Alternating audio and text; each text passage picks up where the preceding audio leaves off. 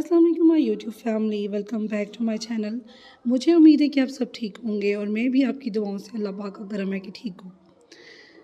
तो गाइस, मैंने आपको एक टारगेट दिया था 150 लाइक्स और 50 कमेंट्स का मैंने आपको टारगेट दिया था, जो कि आपने पूरा नहीं किया।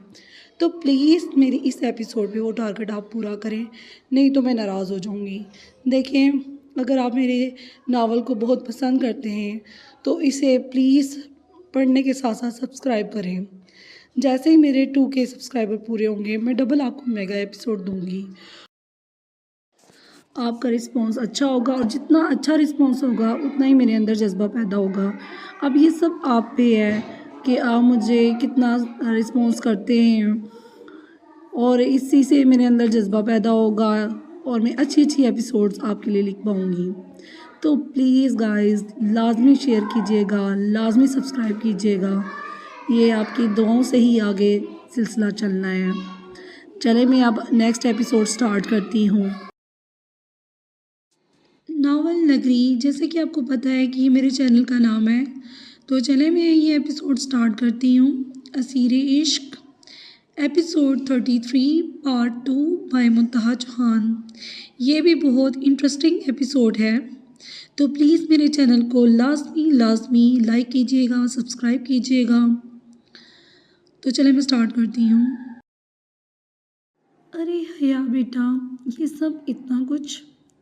निशा ने किचन में आते ही इतने लवाजमात देखे, बहुत मोहब्बत से पूछा, मम्मा वो आज दिल किया तो। हया थोड़ा घबराई लहजे से निशा बेगम को बहुत प्यारी लगी। इसका खिला खिला रूप देखते वो हया के माथे पे लब रखते उसे खुश रहने की दुआ देने लगी। पलट के देखा तो पशमीना बहुत कहर भरी और हसद भरी नज़रों से हया को देख रही थी। तुम यहाँ क्या कर रही हो? नागवारी से पूछा तो वो अचानक पुकारने पे चौंकी। जी, वो मैं मदद के लिए। पशमीना को जवाब ना सूझा। तुम मुलाजमा हो ना कि मेहमान हो, अपने रूम में जाओ और मदद करने के लिए यहाँ मुलाजमीन हैं, तुम्हारी ज़रूरत नहीं।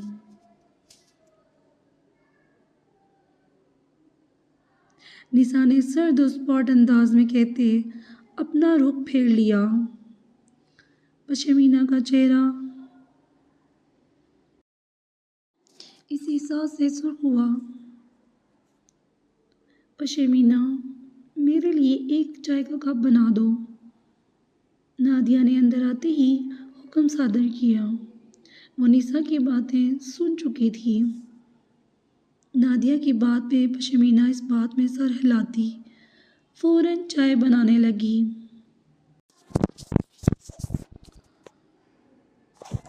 आंटी, चाय बनाई है मैंने, आप भी।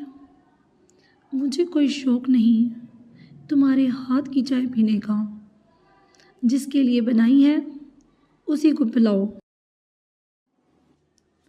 एक नज़र सब चीज़ों पे डालती नादिया हया की बात काटते तल्ख लहजे में बोली, हया बेटा चाय लगवाओ, सब इंतज़ार कर रहे हैं।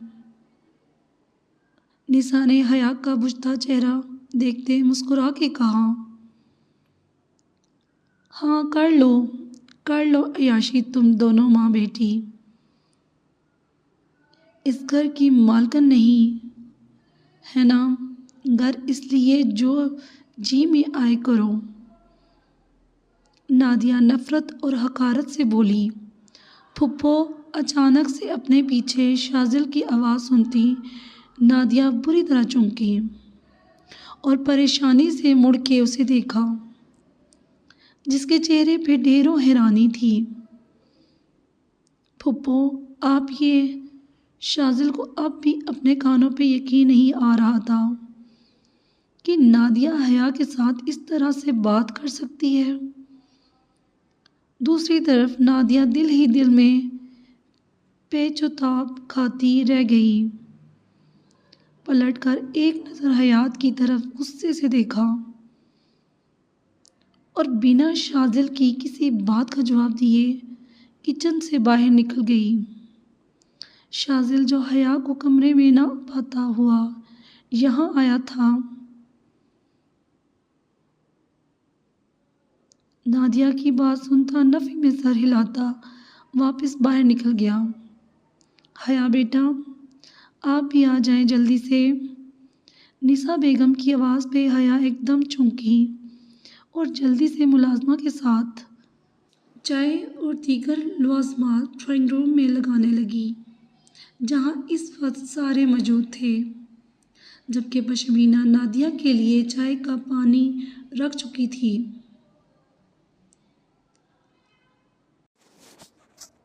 असीर इश्क एपिसोड 33 पार्ट 2 बाय मुंतहा जहान।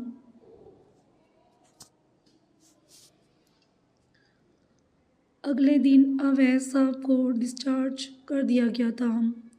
वलीद, ज़ियान और दारिम उनके साथ ही हॉस्पिटल में रात रुके थे, लेकिन घर आते वलीद उनके साथ ना था। अवैस साहब घर आए तो नबीला बेगम ने फ़ौरन सदका अदा किया। वो अब बहुत बेहतर थे, लेकिन उन्हें बहुत कमज़ोरी हो गई थी। एक ही दिन में वो अपना आप बहुत टूटा हुआ महसूस करने लगे थे। दारिम और ज़ियान तो उनके साथ ही घर आ गए थे।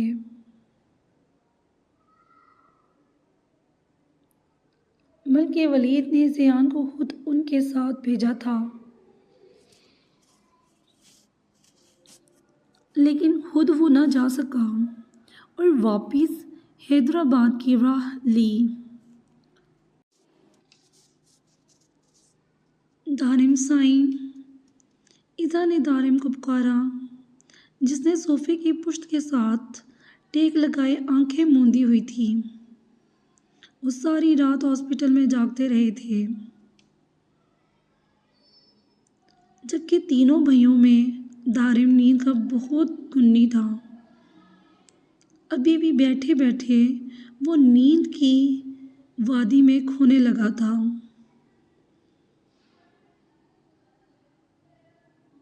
कि इज़ा की पुकार पे वो मंदी मंदी आंखों से उसे देखने लगा। आपकी तबीयत ठीक है ना?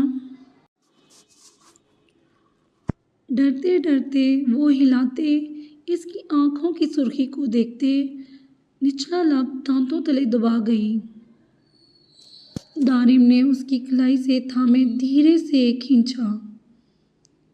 वो सीधा उसकी गोद में आन गिरी। इज़ा का दिल यकदम से धड़का। पहले ठीक नहीं था, लेकिन अब ठीक हूँ। दारिम ने उसके गिर्द हसार बांधा, उसके कंधे पे सर रखा। उसकी कुर्बत पे इज़ा का मन ही मन बुरा हाल था।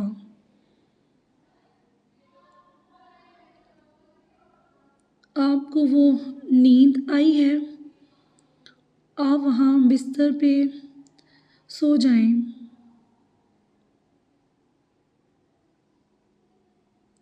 इज़ा ने अपनी तरफ से उसे अच्छे मशवरे से नवाजा था। दारिम ने गहरा सांस खारिज करते उसके कंधे पे अपना सुलगता लम्स बखेरा तो वो कान की लूह तक सुर्ख हुई। उसके जिस्म की लरज़ाहट दारिम ने बखूबी महसूस की। मैं फ़्रेश होके आता हूँ, मुझे कॉफ़ी पिलाओ। उसके कंधे से गर्दन तक गर्म लम्स बिखेरता वो अपने उमड़ते जज्बात को काबू करता उठा था। इज़ा ने अपना रुका सांस बहाल किया। एक मुस्कान सी सजी थी उसके लबों पे। दारिम उसे अच्छा लगता था, ये तो वो जानती थी,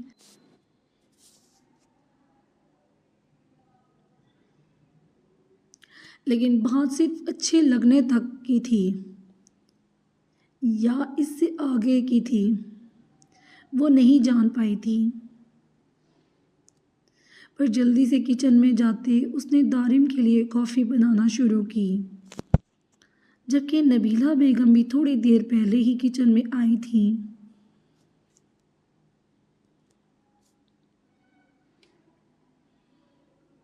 वो अवैस साहब के लिए सूप बना रही थी। कितनी सुगड़ है मेरी बेटी, दारिम खुशकिस्मत है, उसे तुम जैसी ख्याल रखने वाली बीवी मिली। और एक ज़ियान है,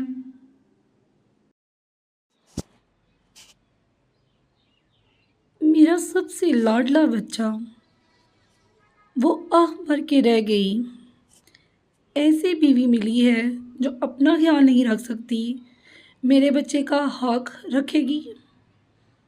नबीला बेगम के लहजे में गुस्सा था। बड़ी फुप्पो, हेज़ल के पाँव पे कांच लगा है और उन्हें तकलीफ़ हुई है, वरना वो भी किचन में होती हमारी तरह। इज़ा ने हल्के फुल्के अंदाज में कहा। पाँव में मोच, कांच कैसे लगा? वो हैरान हुई। वो फुप्पो दिन को जब वो इज़ा बता नहीं पाई कि वो आपकी वजह से ही ज़ख्मी हुई है, लेकिन नबीला बेगम सब समझ गई थी। इसलिए खामोश रही। इज़ा कॉफ़ी लिए दारिम के कमरे की जानिब बढ़ी, जबकि नबीला बेगम सूप का बाउल उठाते मुलाजमा को रात के खाने का इंतज़ाम करने का कहती, वो भी अपने कमरे की जानिब बढ़ गई, जहाँ ज़ियान बिस्तर के पाँव वाली साइड पे बैठा। अवैस शाह के पाँव दोबारा आता। नबीला बेगम को अपने बेटे पे बेइंतहा प्यार आया। ज़ैनी बेटा, जाओ अब आराम करो, तुम्हारे बाबा अब बेहतर हैं, नबीला बेगम ने बहुत नरम लहजे में कहा, जबकि अवैस साहब, जिनकी थोड़ी देर पहले ही आंख लग गई थी,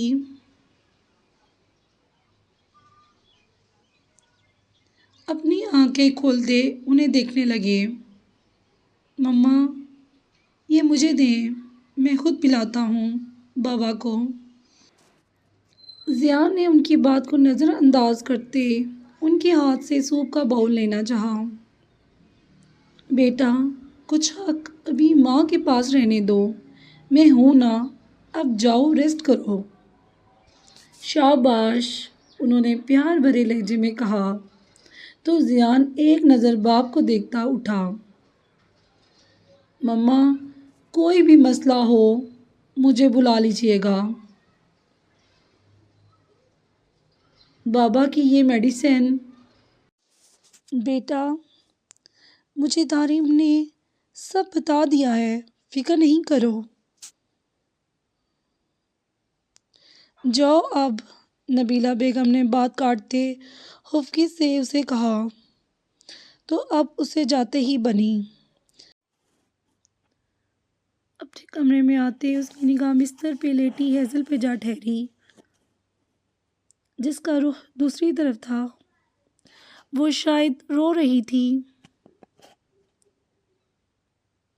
और खुद से बातें कर रही थी। ऐसा ज़ियान को लगा।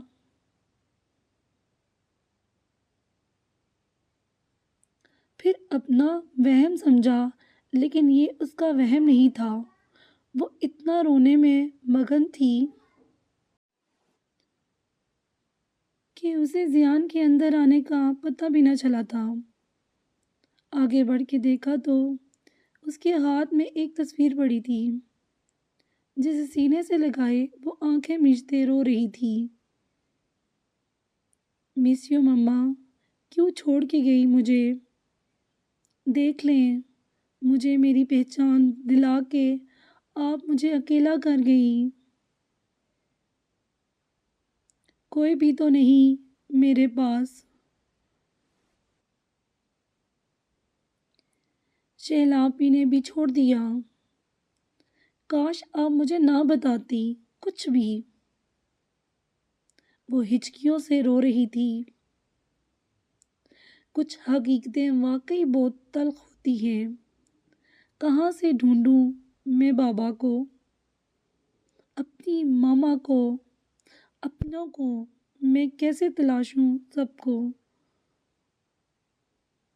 होठ कोरे भरती अब सांस भी मुश्किल से ले पा रही थी। जियान को वो बहुत कुर्बन लगी। लब बेंचे आगे बढ़ के उसके हाथ से वो तस्वीर ली जिसमें गालबन उसकी फैमिली थी, उसकी मम्मा, उसके बाबा और उसकी बहन शैला। इस तस्वीर में वो 5 साल की थी। हेजल जियान को देखते ही अपने आंसू फौरन रोक गई थी।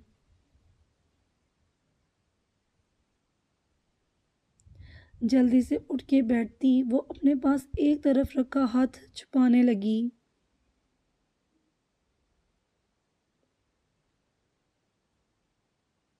लेकिन जियान की नज़रों से वो भी छुप ना सका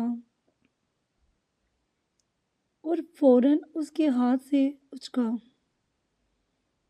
डॉक्टर जियान, प्लीज़ ये मुझे वापस कर दें। हेज़ल झट से उठते जियान से बोली, जबकि जियान वो खत पढ़ता फौरन हैरत में डूब गया। डॉक्टर जियान प्लीज़। हेज़ल तड़पती थी। तुम्हारे वालिद का नाम शहनवाज खान? जियान ने पुरसोच अंदाज में हेज़ल से पूछा। निकाह के वक्त भी उसके वालिद का नाम यही बोला गया था।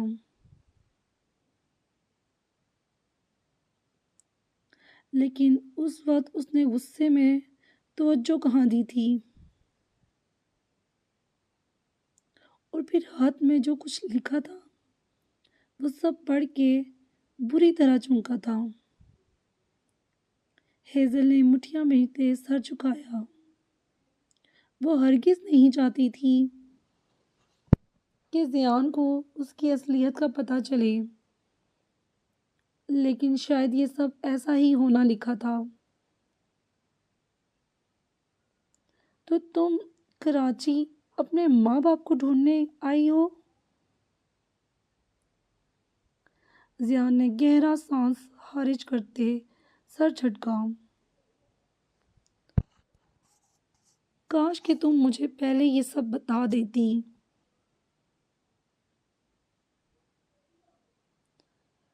तो तुम अपने माँ बाप के पास होती ना कि यहाँ मेरी ज़िंदगी बर्बाद करती। जियान तल्खी से बोलता हेज़ल को मज़ीद कुर्ब में मुब्तला कर गया। आप जानते हैं मेरे बाबा को?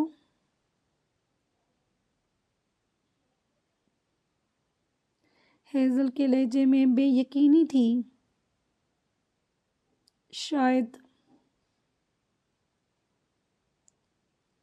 लेकिन अब इन सब बातों का कोई मकसद नहीं, क्योंकि रहना तुमने यही है मेरी बीवी बनके, जो कि तुम्हारा खुद का फैसला था।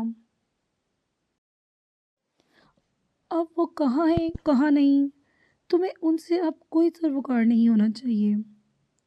डॉक्टर जियान, मेरी ज़िंदगी का मकसद अपने वालिदैन तक रसाई है और इसी वजह से मैं कराची आई। आपको लगता है आप मुझे रोक सकेंगे इन्हें ढूंढने से? कुछ पल को खामोशी सी छा गई। अगर इतनी ही चाह थी माँ बाप से मिलने की तो मुझ पे झूठा इल्ज़ाम क्यों लगाया? जियान ने गुस्से से उसे बाजू से दबोचा। तो वो सिसक के रह गई। तुम जियो या मरो, अब तुम्हें यहीं रहना होगा, समझी तुम? उसके चेहरे पे फुंकारता वो पीछे होता बाथरूम की जाना पड़ा था। हेज़ल अपने आंसू पूंछती उस वक्त को कोस रही थी।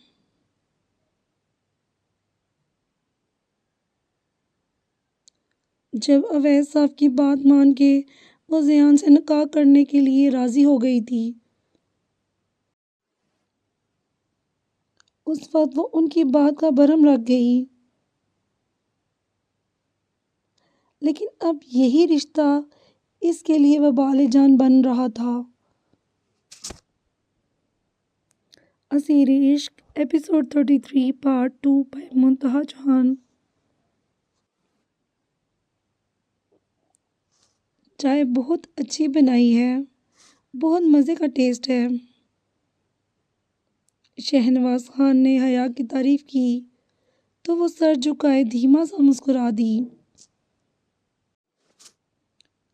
वही तारीफ मिस्टर खान उसके वालिद ने भी की। जबकि शाजिल अभी वापस सीढ़ियाँ उतरता नीचे आया।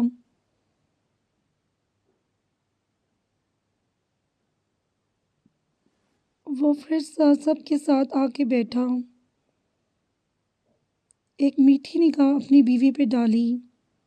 वो आज वाकई में उसकी बात मानती खिलता गुलाब बनी हुई थी। अपने ऊपर मुसलसल नज़रों की तपश महसूस करती हया ने धड़कते दिल से शाजिल को देखा।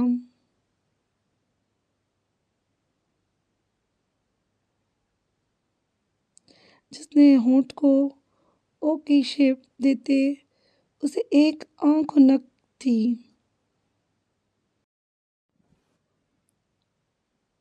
हया ने सटपटा के नजरें फेरी तो शाजिल के लबों ने गहरी मुस्कुराहट को छुआ। हया का शर्माता लजाता रूप उसे खुद की तरफ अट्रैक्ट कर रहा था।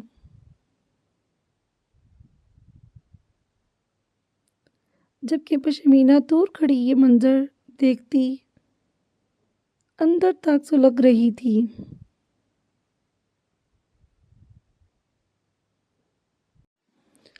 नादिया ऊपर ग्रिल पे हाथ धरे उन सबको एक साथ हंसता मुस्कुराता देख जलते तवे पे बैठी थी, लेकिन ज़बान खामोश ही थी। परवेज़ खान निसा के संग बैठे जिस कदर खुश थे, इतना खुश पहले कभी नहीं देखा था।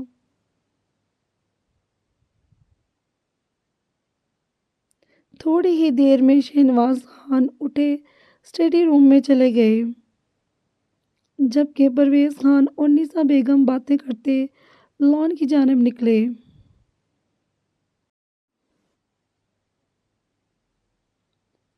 हया वहीं शाजिल के सामने बैठी इधर उधर देखती लब काट रही थी। रात के बाद से वो अब तक शाजिल से नजरें नहीं मिला पा रही थी। शाजिल के देखने का अंदाज ही बदल गया था। उसकी एक्सरे करती आंखें हया की हथेलियों को पसीने से भर गई थी। शाजिल उठता हुआ उसके करीब आया। रूम में आओ। धीरे से उसके पास एक गुजरते उसके कान में सरगोशी करता वो सीढ़ियां ऊपर चढ़ता चला गया। हया अपने दिल पे हाथ रखते धीमी मुस्कान के साथ दिल की धड़कनों को संभाले नहीं संभाल पा रही थी।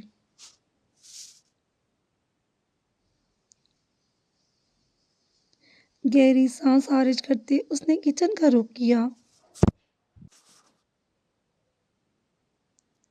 रात के खाने का इंतजाम भी खुद करने का सोचा। वो इतनी जल्दी शाजिल के हाथ लगने वाली ना थी। मन ही मन शरारत से मुस्कुराई। तेरे इश्क एपिसोड 33 पार्ट 2 बाय मुंतहा चौहान।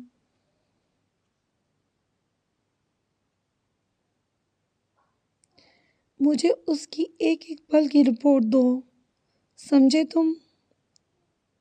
फैज़ान राजपूत ने अपने काबिल एतबार बंदे को ये काम सौंपा था। बिलाल राजपूत के कातिलों को वो दर्दनाक सज़ा देने का इरादा रखता था। साईं जी जल्दी चलें, आगा जान की तबीयत खराब हो गई है।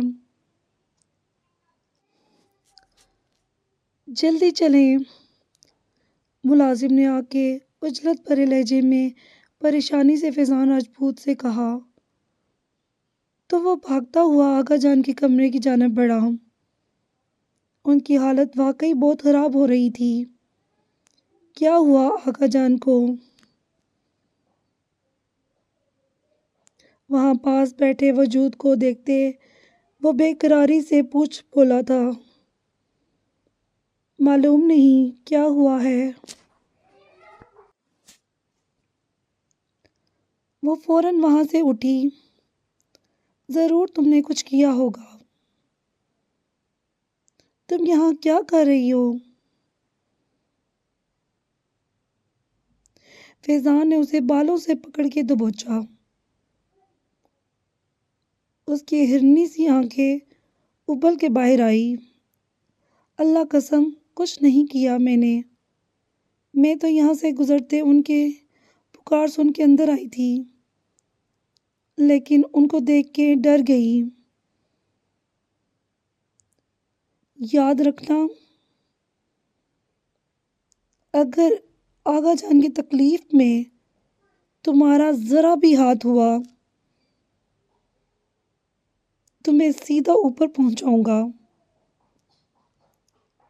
इस बार फैज़ान गुस्से से पुकारता आगा जान को देखने लगा।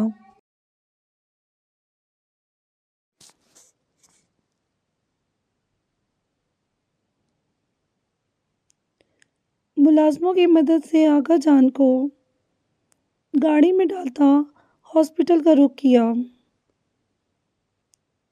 जबकि वो बेचारी अपने ऊपर लगने वाले इल्ज़ाम सुनती वहीं बैठ रह गई। असीरे इश्क एपिसोड 33 पार्ट 2 बाय मुंतहा चौहान। कब से तुम्हें बोला है रूम में आओ, सुनाई कम देता है क्या? पूरे 5 घंटे बाद वो रूम में आई। रात के खाने पे भी दिखाई ना दी, बस छुप के किचन में बैठ गई। अब कमरे में आते रात के 10 बजा दिए। उसे लगा शाजिल सो गया होगा,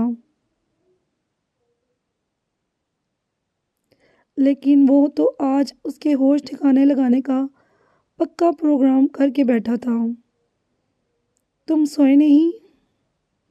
हया ने घबराए हुए पूछा, जबकि शाजिल उसे बाहों के हसार में लिए दीवार के साथ जोड़ गया। मेरे सवाल का जवाब दो।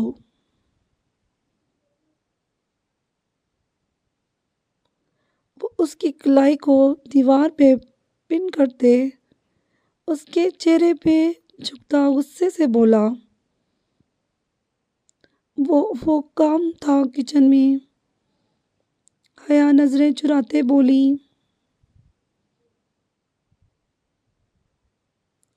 मिस, बेहतर होगा नजरें मिला के बात करो, वरना ऐसी सजा दूंगा कि कभी झूठ नहीं बोल पाओगी।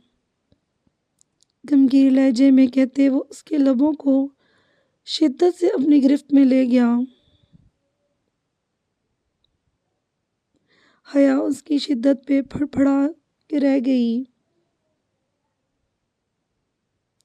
लेकिन कल की बनिस्बत आज उसकी गिरफ्त भी सख्त थी और लम्स में भी शिद्दत थी।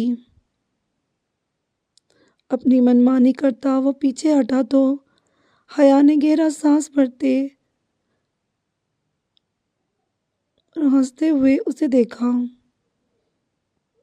जबकि शाजिल अपना गुस्सा उसके नरम और नाजुक लबों पे उतारता। अब उसके भीगे होठों को अंगूठे से मसल गया।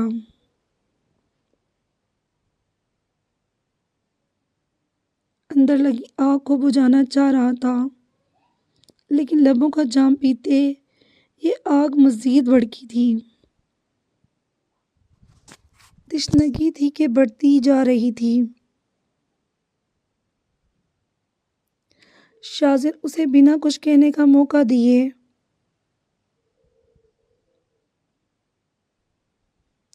फिर से उसके लबों पे झुका, उसकी कमर में हाथ डाले।